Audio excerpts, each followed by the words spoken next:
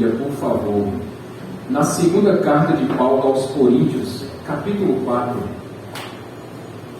Segunda carta do apóstolo Paulo aos Coríntios, no capítulo 4. E quando você encontrar, fique de pé em reverência à palavra. 2 Coríntios, capítulo 4. Nós vamos fazer a leitura do verso 7 até o verso 15. 2 Coríntios 4, de 7 a 15. Todos acharam? Amém. Pode ler, irmão Deus, por favor. Mas temos esse tesouro em vasos de barro, para mostrar que o poder que a tudo excede provém de Deus e não de nós. De todos os lados somos pressionados, mas não desanimados. Ficamos perplexos, mas não desesperados. Somos perseguidos, mas não abandonados. Abatidos, mas não destruídos. Trazemos sempre em nosso corpo o morrer de Jesus, para que a vida de Jesus também seja revelada em nosso corpo. Pois nós, que estamos vivos, somos sempre entregues à morte por amor a Jesus, para que a sua vida também se manifeste em nosso corpo mortal, de modo que em nós atua a morte, mas em vocês a vida. Está escrito: criei, por isso falei. Com esse mesmo espírito de fé, nós também cremos e por isso falamos, porque sabemos que aquele que ressuscitou o Senhor Jesus dentre os mortos, também nos ressuscitará com Jesus e nos apresentará com vocês. Tudo isso é para o bem de vocês, para que a graça que está alcançando um número cada vez maior de pessoas faça que transbordem as ações de graça para a glória de Deus. Amém. Obrigado a Deus. Estamos sendo muito abençoados pela leitura da Tua Palavra, Deus. E seremos ainda mais abençoados com a exposição desta mesma Palavra, Deus. O que nós te pedimos é que o Senhor nos capacite para que possamos entender a mensagem que vai ser pregada nessa noite. E que, acima de tudo, que possamos aplicá-la em nossos corações e em nossa vida. Por isso te agradecemos, Pai, em nome de Jesus. Amém. Amém. Pode sentar, irmãos. Deixa eu fazer uma pergunta para vocês. Alguém aqui já foi naquela feirinha de artesanato lá de Tambaú? Vocês já viram que lá naquela feirinha tem uma camisa que tem uma frase escrita lá: show aperreio? Alguém já viu essa camisa? Não? Mas acho que você já deve ter visto uma camisa que tem escrito no stress. Essa daí já viu, né? É porque no stress é para o turista. Mas para a gente que é daqui de João Pessoa, para nós que somos paraibanos, esse no stress para show aperreio. É uma versão paraibanizada de no stress. Show aperreio. É alguém aqui que gosta de aperreio? Olha, porque aperreio só conhece quem é paraibano, quem é nordestino. Se não for, não vai conhecer essa palavra. Mas para nós que somos nordestinos, e Francisco, que mesmo sendo de outro país, mas que já é paraibano, já de coração, sabe o que é aperreio, né, Francisco? Sim. Ele sabe, sim. Sabe o que é aperreio? Porque todo mundo aqui passa por aperreio, ou só sou eu? Não só sou eu não, né? Eu não sei se eu digo graças a Deus, quando está sozinho nessa. Ou se eu digo misericórdia, que tem tanta gente nesse aperreio. Mas a grande verdade, meus irmãos, é que ninguém gosta de passar por aperreios, ninguém gosta de passar por estresse, ninguém gosta de passar por sofrimentos. E quando a gente fala essa palavra sofrimento, não somos apenas nós, meus irmãos, que não gostamos. Mas eu fui buscar um pouquinho na história da filosofia, e na Grécia Antiga, antes de Cristo ainda, existia um filósofo chamado Aristipo de Cirene. E esse homem foi o autor de uma doutrina filosófica chamada hedonismo. Talvez essa palavra seja mais conhecida dos irmãos. Eu falo muito ela aqui na igreja. E qual é o conceito do hedonismo, Marinho? É que nós precisamos afastar o sofrimento, buscando o prazer em nossa carne, o prazer do nosso corpo a qualquer custo. Essa era a ideia desse filósofo chamado Aristipo. Ele fugia do sofrimento, ele fugia das dores, trazendo para si, para o seu próprio corpo e ensinando para outras pessoas que o mais importante é o prazer carnal, principalmente o prazer voltado para a área sexual. Mas não apenas essa área, em todas as outras áreas também. E aí é quando nós nos deparamos, meus irmãos, com a nossa sociedade. Pergunte por aí afora, quem gosta de sofrer? É capaz de no meio de ali, 1.000, 1 milhão, aparecer um que diga assim, eu gosto, eu sou meio doido mesmo, eu gosto mesmo. Mas dificilmente, meus irmãos, nós vamos encontrar uma pessoa que goste de passar por sofrimentos. É por isso que quando você olha nas redes sociais, aí você vai buscar Facebook, Instagram, você vai buscar ela em outros canais, outras redes sociais. Você já viu alguém postar alguma foto da sua família dizendo assim, eu estou triste? Não. Nunca viu não, né, Carol? Carol que é nossa quase digital influencer da igreja. Carol que é responsável pelas redes sociais da igreja. Eu não conheço, meus irmãos, ninguém que poste uma foto no Instagram dizendo, hoje eu e minha família brigamos e nós estamos tristes em casa. O que normalmente nós encontramos é aquela família, família margarina. Aquela família onde no café da manhã está todo mundo sorrindo, irmã nesse igreja. Está todo mundo rindo, e tem aquele pão quentinho com a margarina, aquela coisa bacana, é o cachorro correndo dentro de casa, é o menino se engatinhando e puxando os pelos do cachorro, é aquela felicidade maior do mundo. Mas às vezes aquilo é só um comercial, que não é verdade, que não é real. Porque na vida real sim tem sofrimentos, mas acontece que aí as pessoas buscam felicidade, muitas vezes na bebida. Pessoas buscam felicidade muitas vezes comprando uma roupa nova no shopping, porque segundo dizem os psicólogos, quando você compra uma roupa nova, você meio que esquece um pouquinho do problema. Aquelas que Mari gosta de comprar, sabe, Mari? Aquela coleção de roupa que Mari nem usou ainda, que está lá no guarda-roupa, que Francisco compra para ela direto. Ou então as pessoas buscam felicidade, irmão Daniel, buscando títulos acadêmicos, e são 5, 6 diplomas na parede, é aquela felicidade toda, e a pessoa não quer mais ser chamada pelo nome, mas quer ser chamada pelo título. Eu sou o doutor fulano de tal, e a pessoa não quer mais ser chamada pelo nome. E o que nós percebemos com tudo isso, meus irmãos? Que o que tem o ensinamento hedonista e a prática da nossa sociedade é que ninguém quer passar por sofrimentos.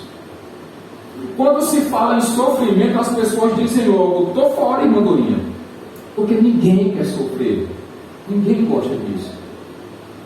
E aí quando nós vemos esse tipo de situação e ninguém gosta de sofrer, ninguém quer sofrer, Carol e Davidson, aí é quando começam a surgir aquelas teorias mirabolantes.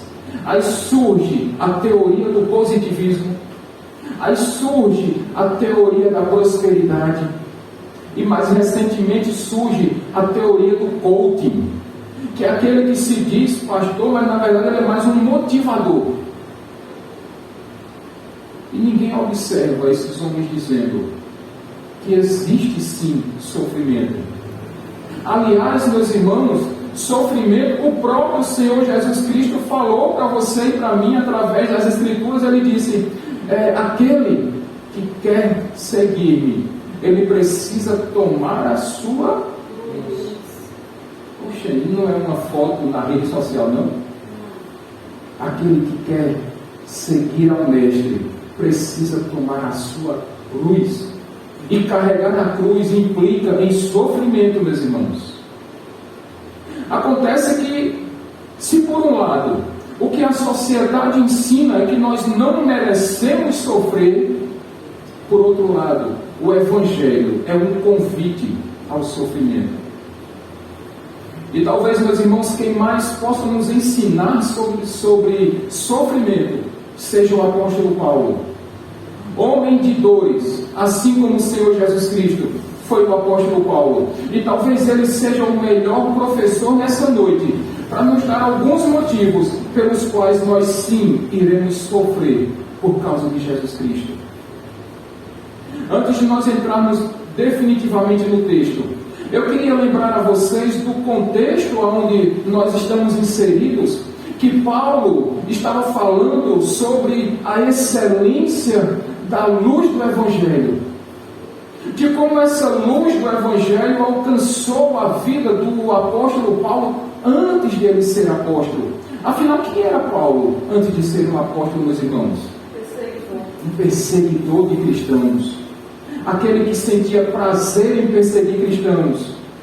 Mas de repente, naquele caminho para Damasco, a luz de Cristo veio sobre o apóstolo Paulo, e não apenas o deixou cego, mas também abriu os seus olhos espirituais.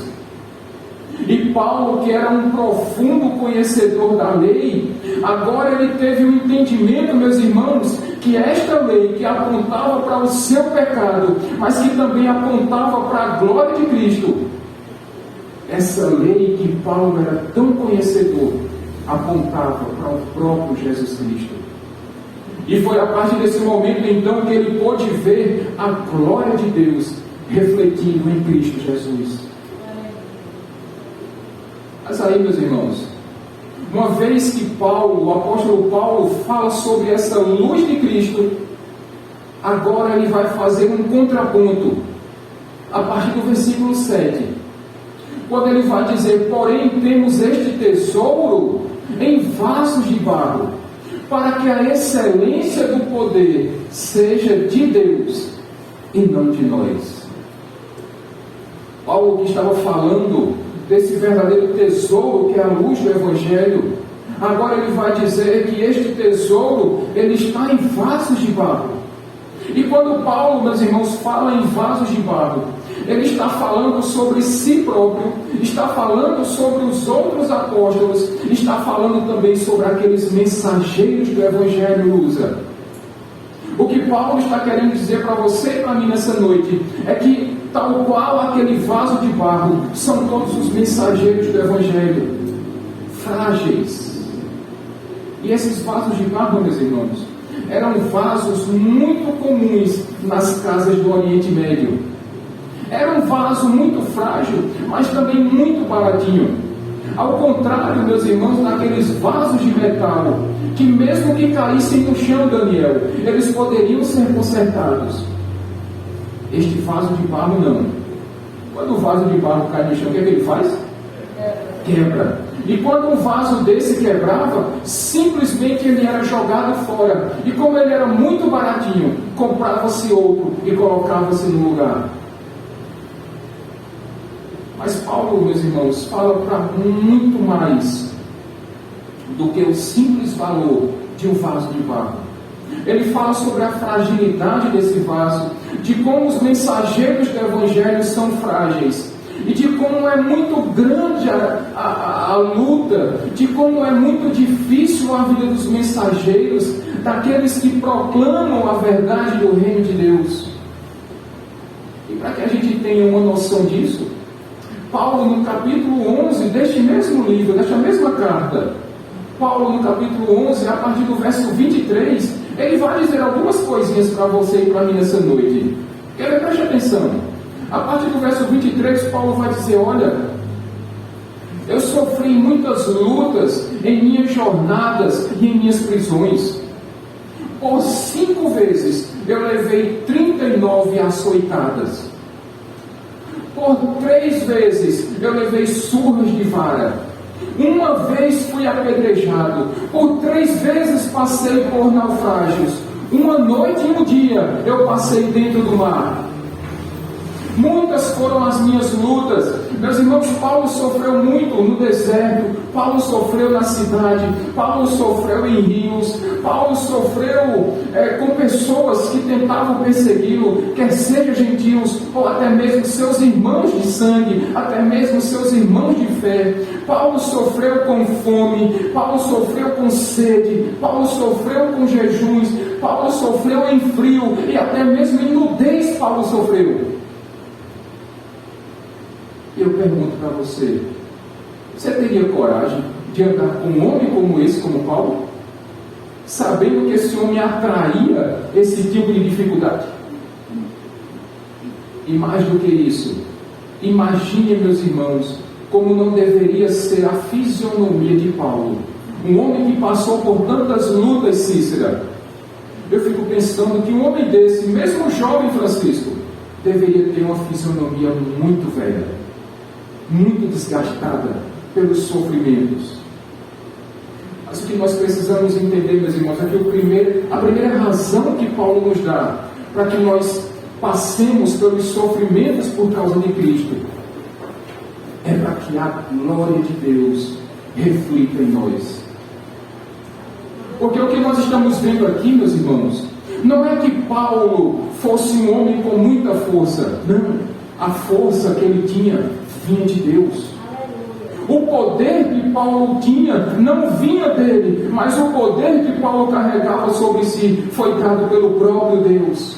E quando nós olhamos para a vida de Paulo, nós percebemos que um homem como esse certamente passava por lutas. Aí quando nós olhamos para as palavras que Paulo disse no versículo 8, me ajude aí. Em muitas coisas somos pressionados, mas não desanimados. Em muitas coisas ficamos perplexos, mas não desesperados. Em muitos somos perseguidos, mas não abandonados. Em muitas coisas somos abatidos, mas não destruídos. Olha, sigamos o exemplo de Paulo, que passava por tudo isso, mas nunca desistiu. E aí, me permita dar um exemplo de como Paulo andava. Todo mundo aqui conhece sabe o que é um cururu, não sabe? Um sapo cururu. Quando você tem um sapo cururu no seu jardim, e quando você chega perto dele, irmã Dorinha, normalmente o que é que ele faz? Incha. Mas ele não só fica inchado, não. Quando você expulsa um cururu de perto de você, o que é que ele faz? Volta. É o bicho teimoso. E você dá uma vassourada nele e ele volta. E você empurra com o rodo e ele vem de novo. Aí tem uns que se zangam, aí vão dar um chute no cururu e ele vai para longe. E aí você vira de costas, você dá um glória a Deus e daqui a pouco quem está lá? O cururu. O bicho teimoso. Eu fico pensando, meus irmãos, naquelas pessoas que tinham raiva de Paulo. Eu fico pensando nesse povo que não gostava de Paulo, dizendo: ô bicho teimoso, por que esse bicho velho não morre logo? Para deixar de dar trabalho para a gente. E mais uma vez eu digo a vocês, é porque era o poder sustentador de Deus que mantinha Paulo de pé. Era porque a mão forte e poderosa de Deus ficava mantendo Paulo de pé para que ele suportasse todas essas lutas e todos esses sofrimentos. E quando eu olho, meus irmãos, para esse exemplo de Paulo, eu fico vendo como é que Deus usa um homem limitado, um homem fraco, um vaso de barro, e Deus capacita um homem como esses. E quando olhamos para Paulo, meus irmãos, nós olhamos que pela fragilidade de Paulo, nós também olhamos para a nossa fragilidade, Francisco. E sabe, meus irmãos, eu gosto de comparar a nossa vida à chama de uma vela. E que qualquer vento, Ivonete, pode apagar essa chama dessa vela.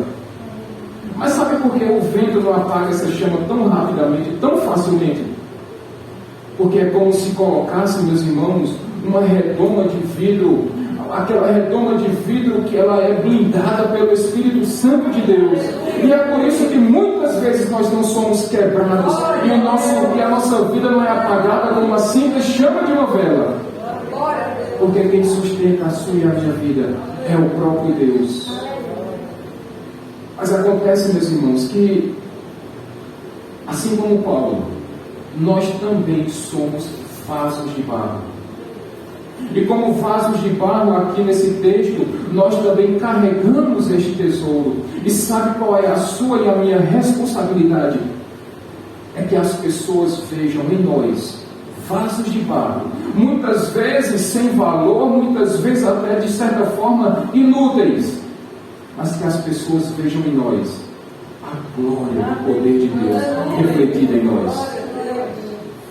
A nossa responsabilidade, meus irmãos, é que as pessoas vejam a excelência do poder de Deus em nós, e não o nosso poder gloriando a Deus, mas é o poder de Deus sendo refletido em nós, e isso tudo vai glorificar o nome do Senhor. Mas para que a gente não esqueça, muitas vezes é preciso que esse vaso de barro seja quebrado, e isso traz sofrimentos para você e para mim. Mas no final das contas, este sofrimento é para que a glória de Deus seja refletida em nós. Mas há uma outra razão, meus irmãos, para que nós soframos por Jesus Cristo. E é o que está descrito aí, Davidson, nos versículos 10 e 11, por favor.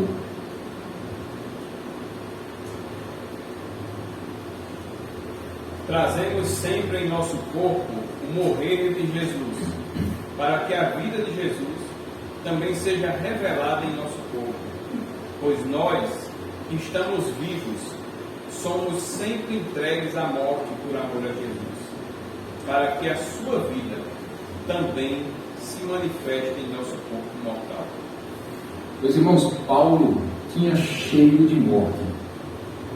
Esse homem tinha cheiro de morte, porque por onde ele estava, a morte caminhava junto com ele. Mas é interessante, meus irmãos, que o motivo, a segunda razão pelo qual nós devemos sofrer por Jesus Cristo é para que nós nos pareçamos cada vez mais com a vida e a morte de Cristo. Sabe por quê, meus irmãos? Porque Paulo, este homem que flertava com a morte o tempo todo, ele, em todo o seu sofrimento, ele buscava se parecer cada vez mais com Cristo. Em suas lutas e batalhas, cada vez mais o ministério de Paulo se parecia com o ministério de Cristo. E é interessante, meus irmãos, que Deus usava este homem em suas fragilidades para que ele se parecesse cada vez mais com Deus. E sabe o que me surpreende aqui, meus irmãos? É que Paulo era um homem que carregava algumas doenças em seu corpo. Certamente ele tinha problemas de visão, muitos estudiosos dizem isso, mas estudiosos dizem também que Paulo poderia interferir ter também outras doenças, outras limitações em seu corpo. Mas isso nunca foi motivo nesse pleito, para que Paulo se vitimizasse, para que Paulo usasse isso como desculpas para deixar de pregar o Evangelho de Jesus Cristo. Sabe uma coisa, meus irmãos, que eu sou totalmente contra? São aquelas pessoas que ficam se vitimizando, são aquelas pessoas que ficam se utilizando de suas fragilidades para usar como desculpas para ficar de braços cruzados e não fazer nada para o reino de Deus. Eu sei que todo mundo aqui tem limitações, talvez alguns, graças a Deus, menores do que as minhas, mas certamente todos nós temos limitações. Mas isso não pode ser usado como desculpas, como subterfúgios para que a gente fique se escorando e não sirvamos a Deus. Quando nós olhamos para o ministério de Paulo, nós percebemos que na medida em que aumentava o seu sofrimento, mais ele se parecia com Cristo. E eu vou dar exemplos para vocês. Quantas vezes Jesus Cristo foi perseguido? Muitas. E Paulo também. Cristo foi rejeitado muitas vezes. E Paulo também. Cristo sofreu em seu corpo, Paulo também. E acontece que Paulo teve um entendimento, meus irmãos, que tudo o que acontecia em si era para que Deus fosse glorificado em seu corpo, em sua vida, em seu ministério, e a cada dia ele estivesse se parecendo mais com Cristo. Paulo entendeu isso, meus irmãos, que o sofrimento dele fazia parte do plano de Deus para que ele se parecesse cada vez mais com Cristo. Acontece que quando isso acontece em nossas vidas, aí parece que a gente esquece tudo que é ensinado, tudo que é pregado na igreja. Aí chegam os problemas em nossas vidas, e aí a gente perde a cabeça, e a gente perde a concentração, e parece que a gente perde até mesmo a nossa fé. Jesus Cristo, quando estava no Sermão do Monte, meus irmãos, ele disse: aquelas pessoas que os amaldiçoarem, vocês vão lá e amaldiçoam ela também. Foi isso que Jesus ensinou? Jesus disse: aquele que os amaldiçoam, vocês vão lá e fazem o que com eles? Abençoam a vida deles. Aqueles que falam mal de vocês, vocês vão lá e também falam mal deles. É isso? Não. Nós precisamos fazer o bem. Quando uma pessoa faz mal para você, você vai lá e paga ela com o mesmo mal. A Bíblia, Jesus Cristo no Sermão do Monte disse que nós devemos pagar o mal com o bem. Acontece que no momento da luta, do sofrimento, a gente se esquece dos problemas. A gente se esquece de tudo isso que nós aprendemos ao longo de toda uma jornada cristã. É interessante que o apóstolo Pedro, em uma de suas epístolas, ele disse: olha, quando vocês forem perseguidos porque estão fazendo o bem, no final das contas, é para nós darmos graças a Deus. Porque Jesus Cristo passou por lutas, Jesus Cristo passou por sofrimentos para nos dar o exemplo, e nós devemos seguir este exemplo de Cristo. É como nós passarmos, eu dei esse exemplo na igreja há um tempo atrás, é como nós passarmos pelo teste de fogo do ourives. Quando o ourives ele quer ter um ouro puro, o que ele faz? Acende lá o maçarico, bota aquele fogo forte em cima daquele pedaço de ouro, e quando aquele ouro derrete, as impurezas são separadas, e quando o ouro esfria, o que é que nós vamos ter ali? Um ouro puro e refinado. É da mesma forma, meus irmãos, quando nós passamos por tempestades, por tribulações, é quando nós nos agarramos com fé em Jesus Cristo, e quando nós passamos por aquela tribulação, e nós chegamos do outro lado, nós dizemos: glória a Deus, porque até aqui o Senhor me ajudou. Pedro fala sobre esse teste de fé. Meus irmãos, muitas vezes nós precisamos ter a nossa fé testada, porque a nossa fé não pode ser teórica, a fé precisa ser prática.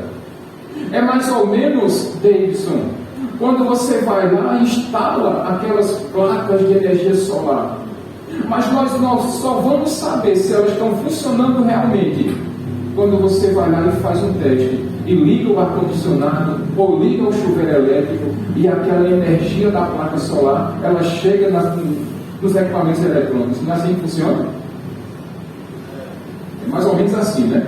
Eu não sou eletricista, não entendo, mas é mais ou menos assim que funciona. É quando você leva o seu carro no mecânico e você diz: olha, o problema está no ar-condicionado do carro, e o camarada vai lá e conserta. Mas como é que você vai saber se ficou bom? Você precisa ligar o carro, depois você precisa lá acionar o ar-condicionado, e você só vai saber se o conserto ficou bom se aquele ar começar a gelar de novo. Porque a nossa fé é prática, meus irmãos. E um cristão de verdade, ele precisa compartilhar com o mundo o sofrimento de Cristo. Aí nós veremos de verdade um cristão genuíno, um cristão verdadeiro. A pergunta que eu faço para você nessa noite: você quer ter a fé de Jesus Cristo? Que amém. Vou perguntar de novo: você quer ter a fé de Jesus Cristo? Amém. Então você também quer passar pelo sofrimento de Jesus Cristo? Amém.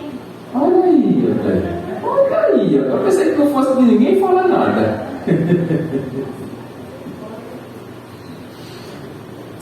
É nós passarmos, meus irmãos, por essa porta e chegarmos amanhã no trabalho Daniel, é chegar amanhã no trabalho Davidson, é chegar amanhã no trabalho Francisco, é chegar amanhã no trabalho Marinho, Edinho, e Davidson e Alisson, e dizer: olha, crente, eu sou cristão, porque eu não me envergonho do Evangelho, porque ele é o poder de Deus. Glória a Deus.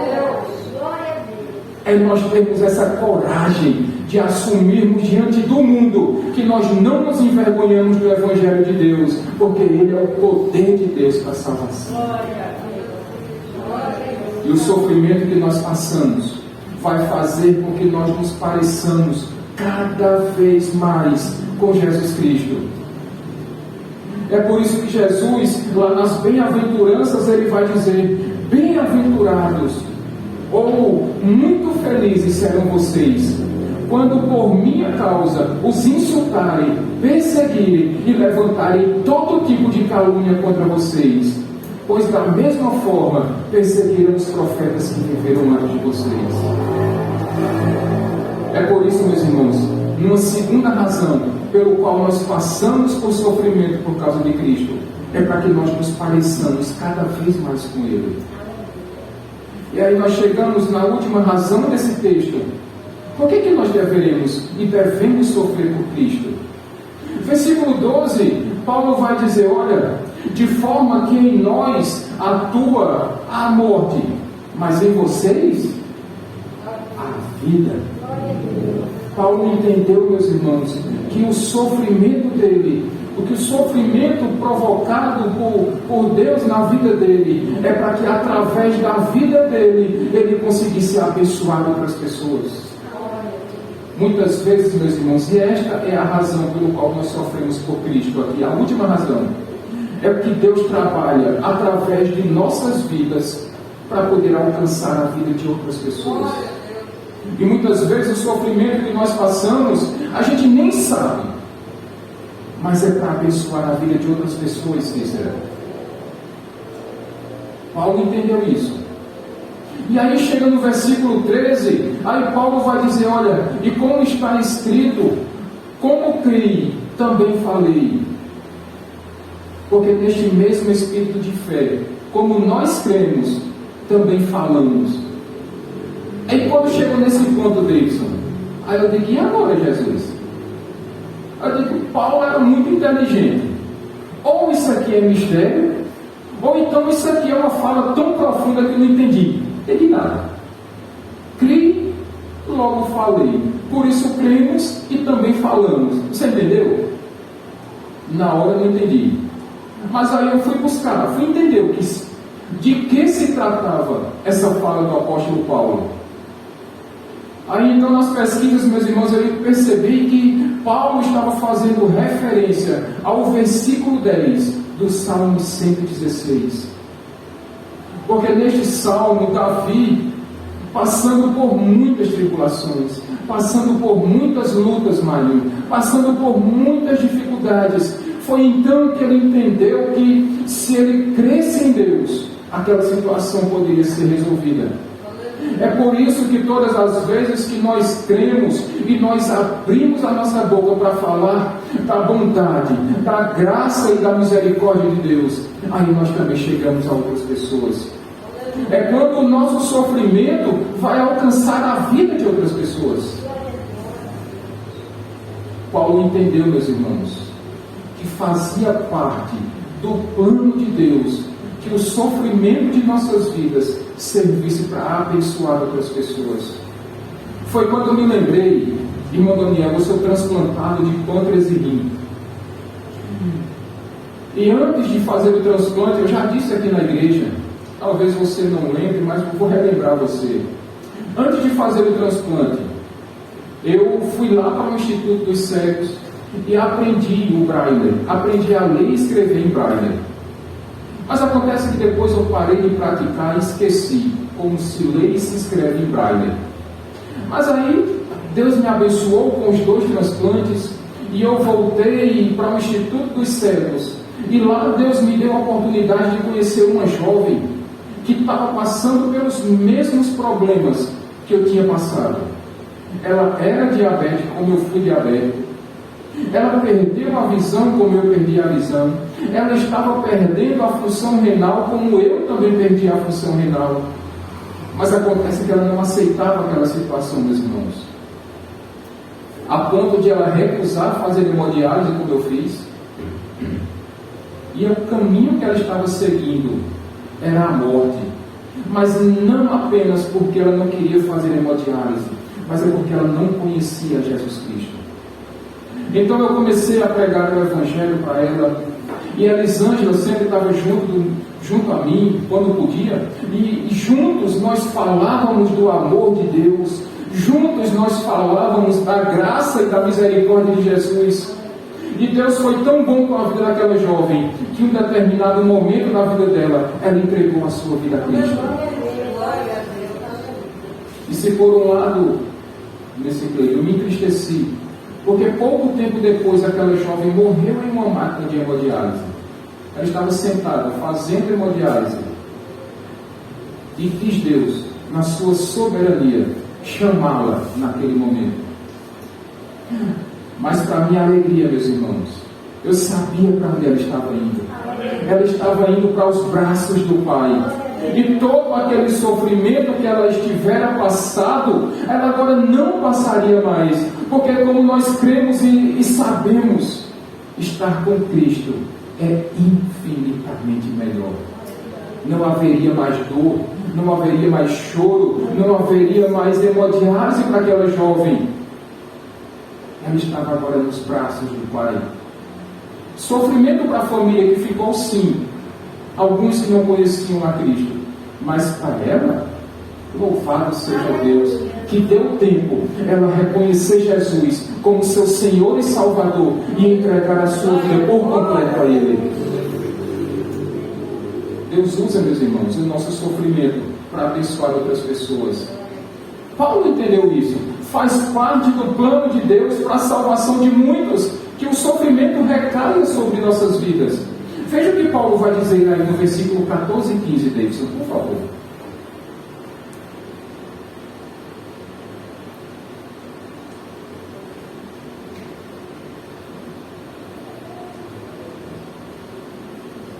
Porque sabemos que aquele que ressuscitou o Senhor Jesus dentre os mortos, também nos ressuscitará com Jesus e nos apresentará com vocês. Tudo isso é para o bem de vocês, para que a graça que está alcançando um número cada vez maior de pessoas faça que transbordem as ações de graças para a glória de Deus. Paulo entendeu, meus irmãos, que o sofrimento que ele estava passando serviria de exemplo para que aqueles coríntios, a igreja mais complicada, a igreja mais difícil que Paulo plantou, ou que Paulo discipulou, que Paulo ensinou, que Paulo pregou. Mas Paulo entendia em seu coração, Maria, que o sofrimento que ele estava passando ia servir para que aqueles coríntios se submetessem à mensagem do Evangelho de Jesus Cristo. Paulo sabia que o sofrimento que ele estava passando serviria para que o Espírito Santo regenerasse aqueles coríntios, para que o Espírito Santo santificasse aqueles coríntios, para que o Espírito Santo salvasse aqueles coríntios e no último dia eles fossem ressuscitados. E naquele último dia, esses mesmos coríntios e Paulo estariam de frente ao Salvador da vida deles, Jesus Cristo. Paulo entendeu isso.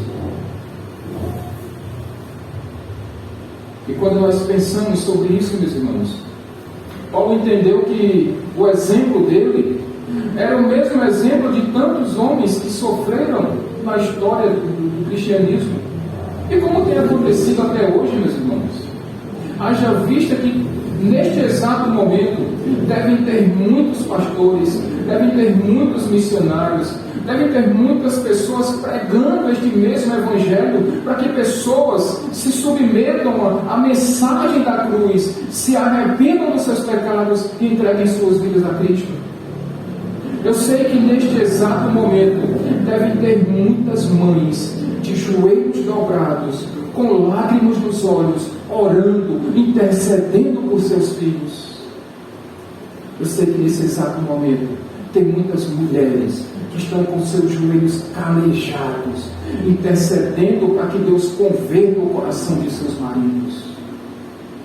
Eu sei que neste momento devem ter muitos pais que estão com os joelhos doloridos, que estão com suas mãos juntas, que estão com prantos rolando nos seus olhos, para que Cristo traga os seus filhos de volta para os caminhos do Senhor. Neste exato momento, meus irmãos, há tantas pessoas que estão clamando por aqueles que estão caminhando rumo ao inferno, para que eles se arrependam dos seus pecados e se voltem para Jesus Cristo. E quando nós olhamos para todo esse sofrimento, quando nós olhamos para toda esta luta, por todo este empenho, nós lembramos, meus irmãos, que no final de tudo, isso vai valer a pena. Porque não existe preço para uma alma que se converte, uma alma que se arrepende. Nós vimos que é uma verdadeira festa no céu quando um pecador se arrepende. Nós vimos que os anjos dão glórias quando há um pecador que para de andar nos seus caminhos errados. Eu quero finalizar, meus irmãos, deixando um conselho para você. De tudo que eu falei nessa noite, guarde esse conselho do seu pastor. Não desperdice a sua vida. Muitas vezes o sofrimento, Daniel, que nós passamos, pode ser a melhor plataforma de evangelismo para que nós consigamos abençoar a vida de outras pessoas. Muitas vezes, Carol, o nosso sofrimento serve para que pessoas sejam abençoadas. Muitas vezes pode ser a perda da visão, como foi o meu caso, como a perda dos rins, como a perda do pâncreas. Mas para outras pessoas pode ser um câncer, para outras pessoas pode ser uma leucemia, para outras pessoas pode ser um luto. Mas não desperdice o seu sofrimento. Muito pelo contrário, use esse seu sofrimento para que Deus trabalhe através da sua vida, para que você possa abençoar outras pessoas. Não desperdice tempo com isso. A vida é muito curta para que você perca tempo descansando, repousando, enquanto tem tantas pessoas que estão caminhando rumo ao inferno.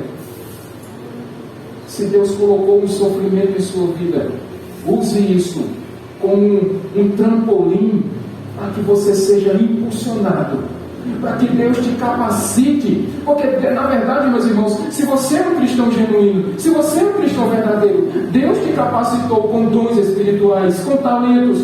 Use esses dons, use esses talentos, para que Deus trabalhe através da sua vida, para que outras pessoas sejam levadas aos caminhos de Deus. Não desperdice a sua vida em nome de Jesus, mas use esse sofrimento em prol da mensagem do reino dos céus. Amém, meus irmãos? Vamos ficar de pé.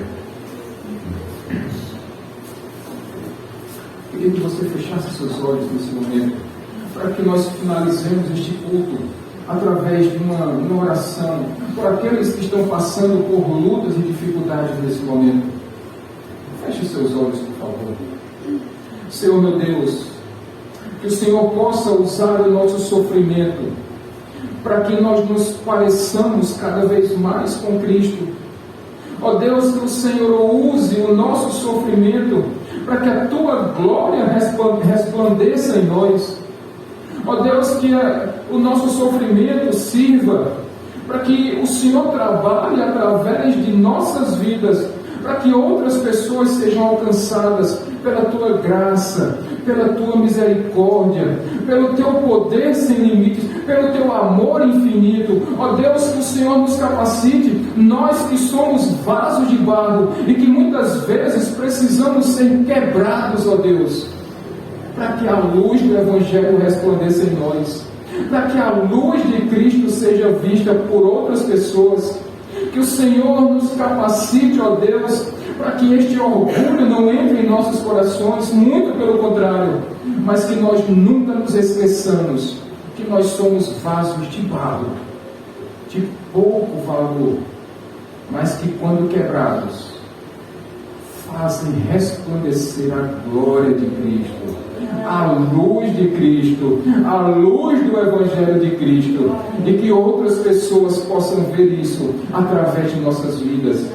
E como disse esse versículo 16, que nós não desistamos, ó Deus, que nós continuemos firmes nessa jornada, porque apesar das lutas, apesar dos sofrimentos, apesar das dificuldades, o Senhor Jesus disse que estará conosco todos os dias, pelos séculos dos séculos.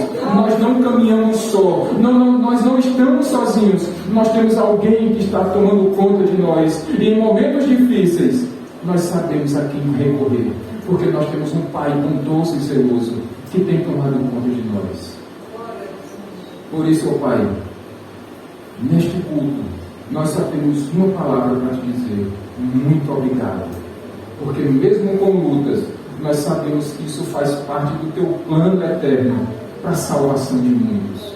Mas que o Senhor nos abençoe, que o Senhor nos ajude em nossas dificuldades, e assim nós te agradecemos, ó Deus, no nome santo e precioso de Jesus. Amém. Amém. Que Deus te abençoe rica e abundantemente.